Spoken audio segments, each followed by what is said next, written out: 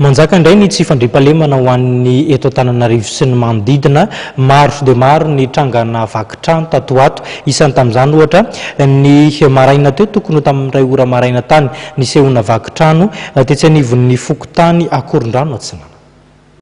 Tokantrano iray etsy Akorondrano Atsinanana no niaran'ny fanafiana tamin'ny iray ora maraina androany ary olo-patatry ny tompontrano iray amin'ireo 5 lahy nitondra antsy izay nanafika. Isy nalotokotroka le varavarana dia tena dia aveo saika iarina evovovo varavarana dia rehefa varavarana dia tsy nahatrangana intsony nefa tonga dia nitazana tamin'ny torsy dia tsemy be dia nasehany niondrika. Rehefa niondrika dia nitakoa body fotsy ny tarehako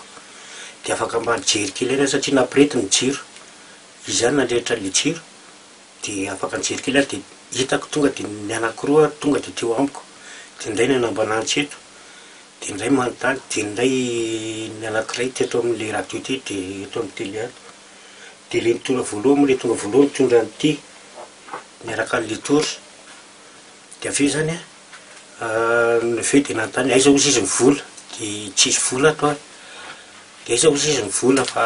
anina dia rehefa teny hoe tsisy vola dia tonga dia le telefônina alonina ray dia aveo ty nisy peratra ty ty mifampitazomany teo dia mifampisotomany dia aveo izy nyteny aiza ozy izy le antsy anankiray amina mantsena aiza le anina teo tsy haiko na saika ho tapahany ty na ty peratra ty ny tapahany tsy fantatra dia za moa zany efa tsy mahetsika intsony dia rehefa tsy mahetsika intsony dia taitra le zanako tady dia rehefa taitra le zanako dia tonga dia niantso vonjeo hoe mpangalatra dia tonga zalahy dia nitsoka dia lasa rehefa tafatsoka zalahy dia lasa nitsangana dia lasa namoa le zany satria nitoana ny malao be le varavarana dia lasa tonga dia namoa le zanako teo dia zay vao mivoaka dia mivoaka moa zay zany dia niantso vonjeo ranotany ka ny olona koa tsisy mivoaka mihitsy na ray ary fa zay larery no niantso vonjeo dia aveo mbola tsy namana teo akaiky teo dia mbola nisy nanampy zay nanomboka tamin'ny ray maraina. Efa nametraka fitoriana eny anivon'ny BC moa ny tompontrano ka miandry ny toy ny raharaha izay.